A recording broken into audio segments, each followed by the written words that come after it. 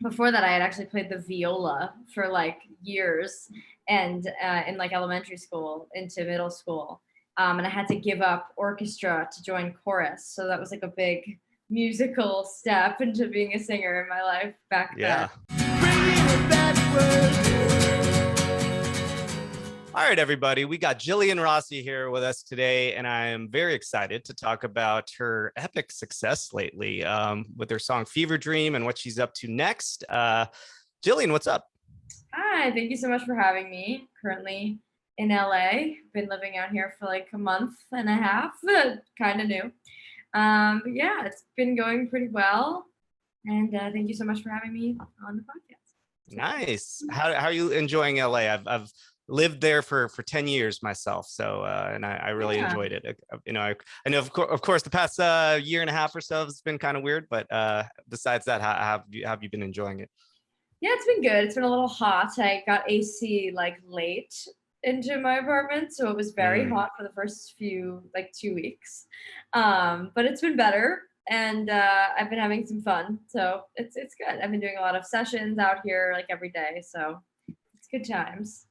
I really do think Los Angeles, as far as this moment in time, is the best place to be for music. I know there's some other areas, but it's just there's so many artists there. It's Yeah, if that's really what you want to do, you got so many people to work with. yeah. That's why I moved from New York to here. I love New York, and I'm such like a New Yorker forever, but I the opportunity out here was just a lot more. There's a lot more people to work with in person.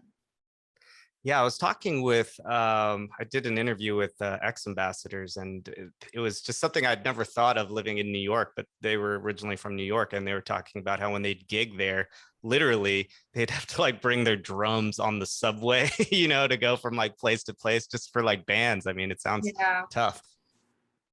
no, for sure. I New York is definitely more crowded, and you get way less space for what you pay. So LA has been a nice spread out surprise. For sure.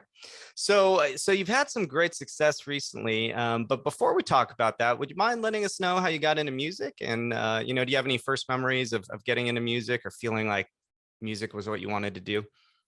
Yeah, I think my earliest memory of music in my life was when I was 6 years old. I got up on stage at like this like farm festival thing on Long Island, where I'm from, and I sang "Complicated" by Avril Lavigne. Nice. And I don't think it was very good, but definitely was like I got up right up on the stage, 6 years old, and I wanted to be in front of people singing something.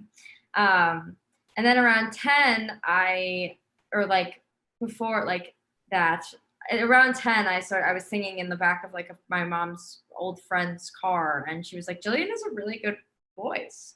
And my mom was like, "What?" And she was like, "Yeah, you should like look into singing lessons. I think she could be really good. Like I don't know, she knows all these words. She Everybody in my family would always say like as a young kid I knew lyrics, like full on lyrics to songs so quickly." Right. And They thought it was kind of weird, so I got singing lessons. And um, before that, I had actually played the viola for like years, and in like elementary school into middle school, and I had to give up orchestra to join chorus. So that was like a big musical step into being a singer in my life back then. Yeah. Um, Viola's cool. Do you still play it at all, or? no, unfortunately, I'm very bad now, but I was really Okay. good for like a 10 to 12-year-old. Mm. um, and I recently just for my next single we did like a whole string arrangement, and I like helped arrange certain parts, and I like told the viola to do something cool in like the bridge section, so that felt good. It felt like a piece of that came back in my life. Um, but like the weirdest thing about my musical life is that around the time I started taking singing lessons, I started rewriting songs on the radio and making them about food and putting them on YouTube as like an Awesome. 11-year-old kid. They were called food spoofs. It was horrible. Um, trans- Genius though for YouTube content for a kid. I feel like yeah. that's So it awesome. was like paparazzi, it was pizzeria, and like yeah, it was a lot of that. And I was just rewriting all these songs, and like I look back on the songs now and I'm like, I was really like creative, and like the rhymes were all right, and like I kind of just had a knack for I guess words. And then me and a friend in fifth grade rewrote New York State of Mind and made it our school's name, School of Mind. And they played it at graduation. And then I was writing like songs at summer camp for like Color War, and just kind of all stumbled into me like doing this forever and going to music school for college, and an arts high school for 2 years, like before I went to Berklee College of Music. And now I'm here out in LA being an artist. Yeah, So, doing it, living yeah. the dream. And I feel like first of all, I think humor, like knowing how to, just inject humor into pop music is something that you see a lot nowadays. And so that was something you were learning, but you were also just probably sharpening your skills, probably noticing elements of songwriting as you were modifying these pop songs. Yeah, no, for sure. I think when I like to write for other people, and I write for a lot of just like pop artists, female artists that are similar, I guess, size artists as me right now, like up and coming. But like, there's always that like side of me that wants to like get in like a Cardi B session one day and like write all like the funny, cool rap Yeah, I was with good. her That's team, and because I really like, I do have like a knack for like funny like dad joke lyrics. Not that Cardi B is that, but like just having some like clever, funny, witty stuff in songs is super cool. And like I hope to one day do that for other artists, because I don't think I could pull it off as like with my ballad anthems right now, but yes. no, exactly. I was thinking specifically of rap when I said that. I mean, some of my favorite, contemporary rap songs, they just have hilarious lines in them. You know what I mean? It's something Yeah. you can laugh at and just, have a good time while you're listening to it. How did you like Berklee? Because it's, some people like really get a lot out of going to school for music, and some, feel like they learned more on their own. Yeah, I mean, I definitely I have an interesting take, but I'll spare you. I definitely learned a lot, but I learned a lot from kind of navigating different things I would see at school go on there. And the classes are great, the teachers are great, but I definitely learned the most from like, Berklee's like a mini music industry in itself, at least in my experience it was. Right. And I learned a lot about like what happens in the real industry was happening there in like a mini way, and how to, kind of jump over barrels myself to get places where I knew I belonged, versus, any other way. So there was a lot of just me seeing something and like always applying, or seeing like, I really took Berklee and like just took it by storm, and I really tried to do everything I could there to make myself known or respected or, well liked in like my department, believing in myself. Yeah, and that's a lot of people will say that about it, school in particular. It's what you put into it sometimes, what I mean? If you don't put that effort, you're not going to get, the energy back. But so you got a lot. It sounds like you kind of learned how to network there, or applied networking there, and also learn things that weren't necessarily part of the learning objectives of a course, but just from seeing what other people were doing, being in that environment. 100%. Yeah. I like so I guess from you explaining your YouTube channel early on, you were kind of social media savvy very early on. Did you have success with those reasonable success with those first songs that you're putting out as a kid, those spoofs? Not really. I think one of them got like 2,000 views, and like I once wrote like a song about a YouTuber and he commented and like that was cool. But when I was like 14 and Vine was a big thing, I wasn't big on Vine, but a lot of Viners would use this platform called YouNow to live stream. And it was like this cool thing where if you stayed on for hours and I was in the music tag, #music, you stayed on for hours under that tag, and all the big people would sign off consistently, all of their fans or watchers would go to you because they signed off, and you'd be next up in the hashtag based on watching. And I did get some success from that. That was my first glimpse at like 14 years old, where like there was big Viners and me like in different categories, like listed on the side of like top viewer in these categories. And I like used to, I mean, like at the time, I think I gained some Instagram following, like 3,000, but like at 14, that was a lot for me. And I would get comments like, Jillian, I love you. Oh my God. And then like, and years ago too, it wasn't as, ridiculous as it is now, and now like everyone and their mom has a few thousand followers, but it's like early Instagram followers, those or days, those followers meant more, it seemed like. Yeah. So that was a thing. I don't mention that a lot, but I just remembered it. And then I went away to summer camp, and I like, you can't use your phone. So I lost like all contact to that world, like not knowing how important it was back then. And then you now got like taken over by like a different country and never came back.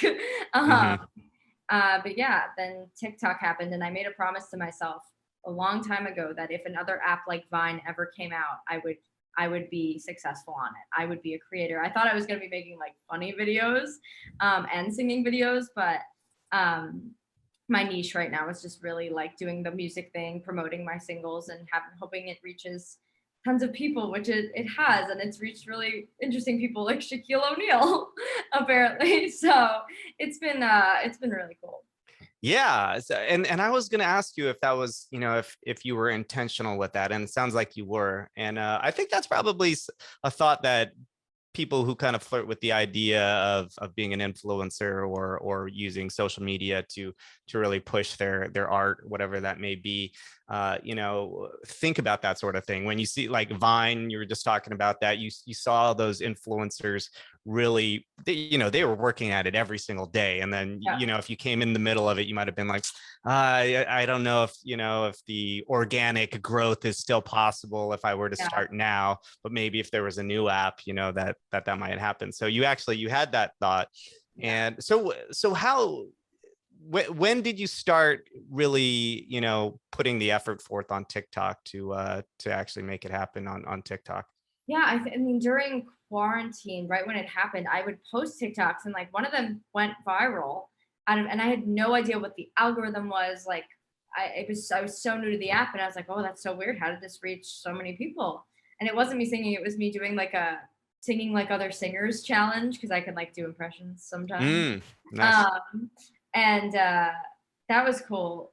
I don't think it's up anymore, but that was cool. And then I did a riff challenge to like a Madison Beer song, and that also went viral. But I still was like, I didn't know I needed to post every day. I didn't know like that this was because of an algorithm. I just thought like people found it. I had no idea what it was. And then my manager Noah, who I've been working with for about like 2 years, we really go at this whole music thing together. It's really just us two. He started managing a couple of influencers with like millions of followers, but at the time I don't know if they had as many. And I think him learning maybe from them, or maybe from wanting to know like what what they were doing to get there, Sure. to show his artists, or tell me how to market, or me come up with my own marketing stuff, and him be like, yeah, that's actually good, really helped us figure out like what to do and what to do consistently. And I found the car videos really work when you promote music, screaming and crying in the car. And I had gone viral for singing a Demi Lovato high note, like really viral, probably the most viral I had ever gone. And I was like, all right, this is my time. It's my shot. Like, I'm going viral. I'm going to post again today of my song. And then that just, Fever Dream just exploded from that video on. Every video me promoting Fever Dream. And then my other song, Give Me a Reason, really just even on TikTok, but also on Instagram Reels, just people were flooding in from everywhere. I was on a lot of iTunes charts. I got 100,000 pre-saves on both songs. It was just, it was really cool. It's funny, I'm sure there's a whole psychology behind certain things. Like you said, car videos work well. And then when you think about it, it's like, yes, so many viral videos that you see are just someone in their car. And I'm sure there's something to do with the at least the appearance of casualness and and spare of the momentness of it. But yeah, and I think it goes to show, they say, sometimes you hit success when when preparation meets opportunity. And so you already had this song in the chamber, kind of, you know, waiting, and then you had this lucky break, and, you know, probably mixed with some of your experimenting of video going viral. And then so same day you released that video for Fever Dream, and that was the song. Yeah. Did you already have the video recorded also, or No, are you like, okay, I know this works, and I have this song, and I'm gonna try this right after this video? Yeah. So that's how that happened. I knew Fever Dream when I wrote it with my two co-writers, and like they're my friends from school that I wrote it with, that I knew it was super special. And there was like a couple of different like distributors we were trying to go through with that song, and they'd be like, oh no, we'll take the other song, but not like, people weren't as, you know, crazy about it as I was. And I started to doubt myself, and Noah and I were like, oh, like, is this like too mature? Like, is this song like I don't know. Because we had a song before that called So What, that, you know, it got like 1 million streams in a few months, and that was really big for us. And then Fever Dream got 1 million streams in like a week. So that, like, and then having the story of like people, like a few distributors were like, no, like we don't, a different one. We like this demo, but not that demo. And now we're like, well, we knew it was good, and I stuck with my gut, and I won't forget that. Yeah, I was gonna say, now you can kind of be like, well, you guys were wrong about that one, so I think I'll stick with one of the people actually reached out to Noah and was like, oh man, like I was wrong. And I was like, oh, thank you for admitting it. Nice. Yeah. That's rewarding hearing that. So tell me a little bit about, because I'd love to know, and I'm sure a lot of artists would love to know, because I you know, I was surfing around your TikTok, and it does look like you are making, you know, a conscious effort to post videos and promote yourself in different ways. Do you carve out time like each day, like has it become kind of like almost like a part-time job, full-time job, you know, just being like waking up 10 a.m. I'm gonna like think of some content or you know, create something? Yeah, I wish I was that structured, but unfortunately I'm not. But sometimes I will brainstorm ideas and put them in my notes, and then go make a couple videos, or make a couple videos one day and a couple the next. But I'm such like I like it to be super genuine. So if I do it that day with a song that I know it's coming out soon, that has a pre-save link, I know that my reaction on like the first video and the way I'm talking to the camera will probably be the best one, because I'm like the most excited. It's not like take 12 where I'm like, this is my song, guys. So I usually like, I guess I'm super like spur of the moment and impatient, but always when I get that first one or second one, it's usually the first. Like, I edit it right there, I upload it, and then I like to go live with my TikTok followers to see what they're up to as the video goes up. Yeah, that's smart. And I think that probably works for you, because you're probably naturally energetic. I feel like some people, who are a little bit more mellow, might have to get it on the 8th day, because they might be like, you gotta drink a coffee or something like that. But that's good, you found a rhythm that works for you.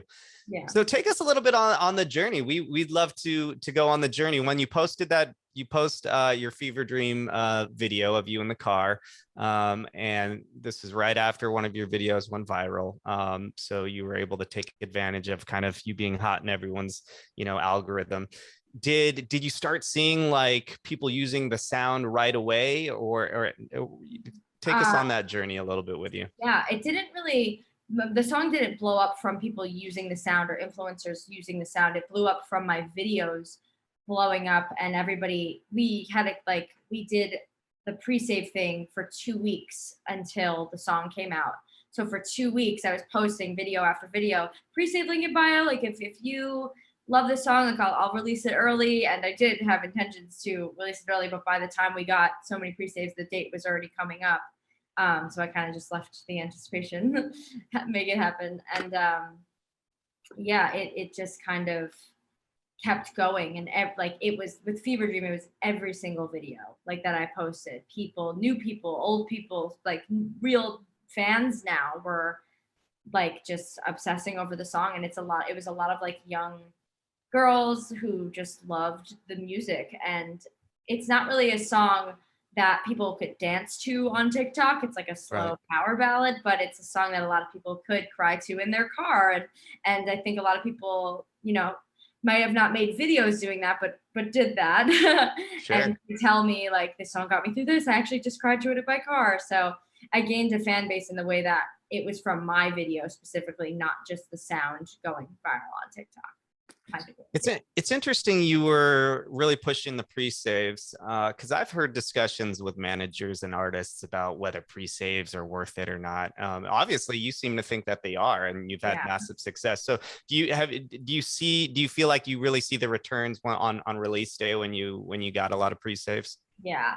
My manager and I like to call it our secret formula to our pre-save campaign. And we have a lot of people asking us, how do you get those pre-saves? Like, what do you do with those pre-saves? And I'm like we have it down to that is our method, and that is what works for my project.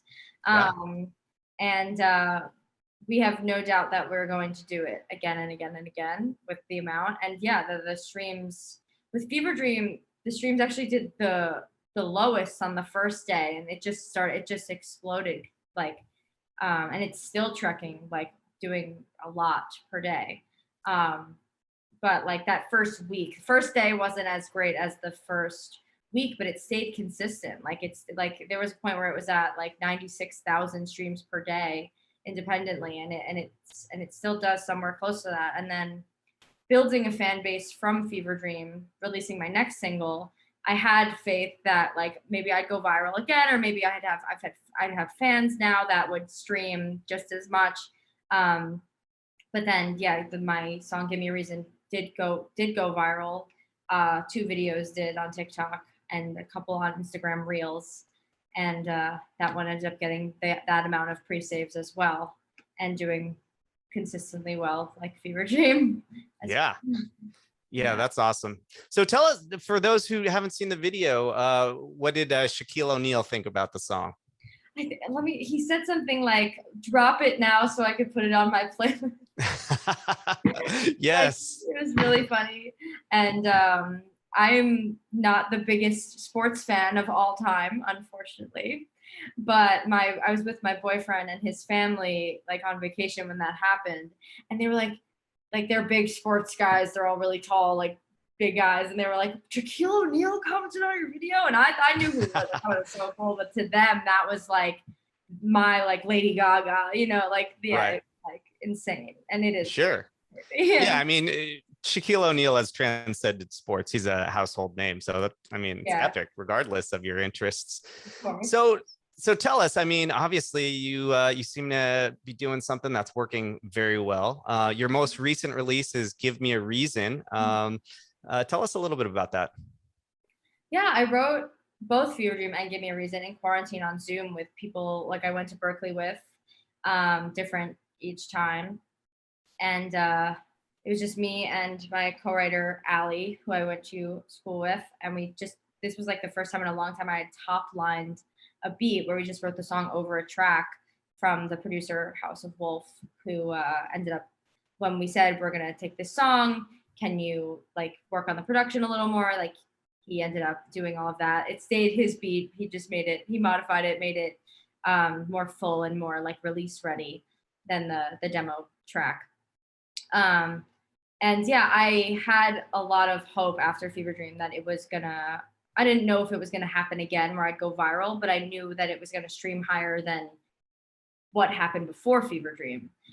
So I was excited, and the music industry loves to, test people and see like, oh, is it gonna happen again, or is it a one-time thing? Right. And I'm in a place where like I feel I have to do it again and again and again to just show, people who are taking interest in me that this is not a one-time thing. This is a lifelong thing, and it's a real ass artist career. Yeah, you're And killing it as an independent artist. And that song got 100,000 pre-saves as well, right? yes, yeah. So. Yeah. And so you knew it would do better because you knew you had already developed a fan base. So Yeah. you knew that that you were starting at a new place when Yeah. that song was coming out. Yeah. And yeah, it did the same thing in pre-saves wise, and and it's doing pretty close to what Fever Dream did in the same time span that we're on. So Yeah. it's been nice. So yeah, totally. Thanks for sharing that with us. I think that's so informative to people who just feel lost out there as far as social media goes, and how their art can mix with that. So what's next for Jillian Rossi? What are you working on? What are you hoping to do in the next year or two? Yeah, I have a new single coming out this month, which is very exciting. We're going to start the whole pre-save TikTok car video, like little campaign. We call it a campaign because it's kind of like a 2 thing before the release. Coming very soon. And then another single after that, and then an EP that I'm very, very excited about. I'm pretty sure I'm doing all of that independently. And then I think after that EP, I want to lock down a record label that I have hopes that it will work out, and then do maybe another EP and then a full album type of situation. I think that when I do an album, I do want to be signed, just because of the amount of work and visuals, and like I think a bigger team would be really important for that. Yeah, it's an interesting question, because you're killing it as an independent artist, doing better numbers than probably a lot of artists who are signed. But like you said, it's a lot of work. So the question is, where's the trade-off? And I know some artists say, they kind of hire labels with kind of an a la carte approach. Like, I'm going to hire you to do this job. It's not you signing me. It's like, I'm signing you to do some work for me. For me, that's what like I see it becoming at this point. I've been in a lot of, I'm being transparent here, I've been in a lot of conversations with a lot of different record labels, and I'm at a point where I definitely do want to sign, but I want to sign for a project going forward, and I would like it to be like an album deal, where my fans always ask me, can you put out an album? Can you put out an album? And I guess there's that, my fear in putting out an album is it just being me and my manager, and I think we could definitely do it, and we're very hardworking. But like visuals wise and having the right tracks in the right order, and we could do it, but I think like having that support of like a bigger team that really believes in me, honestly, transparent, bigger budget, bigger music video budget, everything, would be what I'm looking for. Yeah. And a lot of people, I've talked to people in radio and the music industry, and sometimes people forget too that, like Berklee, just that label is kind of a network. And, it's like, hey, I'm on the same label as this guy. So when they go on tour or when they do a festival, they're going to bring you along, or and labels are really, they're getting really in tight with the streamers now too. So it, plays in all the playlisting and all that. Yeah. So Jillian, thank you so much. That was so entertaining and so informative. It was really interesting listening to your journey so far. We'd like to end the interview by asking if you had one piece of advice for aspiring artists, what would it be? Yeah, if I had one piece of advice for aspiring artists, it's that to never give up. And, if Lady Gaga always says this, but I'm going to say it. All it takes, there could be a room full of 100 people, and all it takes is the right one to believe in you. And I truly believe that. Totally. There's a compilation of her saying that, like a million times. Yeah, like a million times, and she's talking about like Bradley Cooper, I think, or something like that. But I mean, look at you had that Fever Dream song, and a bunch of people were like, no, give us a different one, give us another song, and that was the song.